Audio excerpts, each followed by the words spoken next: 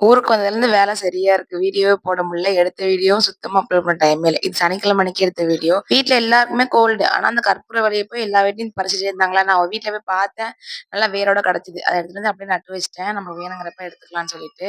எப்பவுமே எல்லார் வீட்லயும் ஓமவல்லி, துளசி, வெத்தல இது 3மே வச்சுட்டோம்னா போதும். மருந்து நம்ம வீட்ல ரெடி பண்ணிக்கலாம். அடுத்தவங்க வீட்ல போய் நம்ம தேடணும்னு அவசியமே இல்ல. குட்டீஸ், பெரியவங்க எல்லாத்துக்குமே இந்த 3 இலையும் நல்லா நச்சுட்டு சாறை குடிச்சாலே போதும். சூப்பரா சளி கேட்கும். அன்னைக்கு சனிக்கிழமை 2ண்ட் வீக்ல அதனால சாமி கும்பிடுறதுக்காக ரெடி பண்ணிட்டு இருந்தாங்க. சும்மா சின்ன சின்ன ஹெல்ப் மட்டும் பண்ணி குடுத்துட்டு இருந்தேன். இந்த ஆயில் கேன் இருக்கு பாருங்க. அது 1 வருஷத்துக்கு முன்னாடி வாங்கி குடுத்தேன். சூப்பரா இருக்கு பாட்டில் குவாலிட்டி. எங்க அவ்வாவால கிளாஸ் பாட்டில் அனுப்புனான்னு சொல்லிட்டு சில்வர் பாட்டில் ஆர்டர் பண்ணி குடுத்தேன். மேல இருக்கிறது வந்து ஃபைபர். அது கிளாஸ் கிடையாது. இந்த மாரி மூடியோட வந்துரும்.